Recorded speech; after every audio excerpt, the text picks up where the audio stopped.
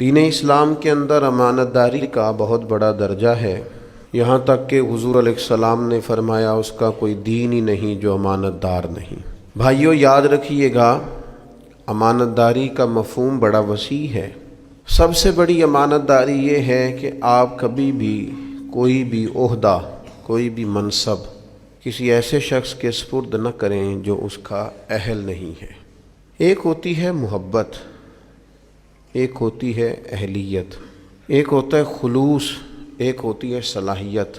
بعض لوگ بڑے محبت والے ہوتے ہیں، مخلص بھی ہوتے ہیں، اب اس محبت اور اخلاص کی وجہ سے انہیں ایسا کوئی عہدہ نہیں دیا جا سکتا جس کے وہ قابل نہیں ہیں۔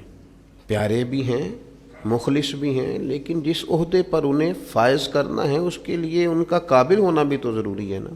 آپ کو بڑا پیار ہے اپنے بیٹے سے، اور یہ بھی آپ کو پتہ ہے کہ میرا بیٹا جو ہے وہ مخلص بھی بڑا ہے، وہ کبھی نہیں چاہے گا کہ میرے باپ کو کوئی چوٹ لگ جائے، لیکن اگر اسے گاڑی چلانی نہیں آتی تو کیا آپ ایسا کریں گے کہ بیٹا پیارا بھی بڑا ہے اور مخلص بھی بڑا ہے تو چلو اس کو بٹھا دیتے ہیں، لے جائے گا ہمیں؟ ایسا کریں گے؟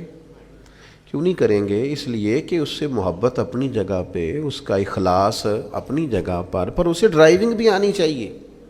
اگر وہ اس عہدے کا اہل نہیں ہے تو محبت اور اخلاص کے باوجود اسے یہ عہدہ نہیں دیا جائے گا۔ میں اور آپ جس ملک میں رہتے ہیں اور ہمارا معاشرہ جس راہ پہ چل پڑا ہے، اس میں ہم عہدے تقسیم کرتے ہیں، اس میں ہم مناصب بانٹتے ہیں، اس میں ہم لوگوں کو چیزیں تفویض کرتے ہیں، لیکن اس کی بنیاد قابلیت نہیں ہوتی۔ بعض جگہ پہ محبت ہوتی ہے، اقربا پروری ہوتی ہے، بعض جگہ پہ خلوص ہوتا ہے، لیکن قابلیت کو پیش نظر نہیں رکھا جاتا۔ قابلیت اور صلاحیت اور اس منصب کے لیے اس شخص کا قابل ہونا، یہ بہت بڑی دیانتداری ہے، اس کو سمجھیں۔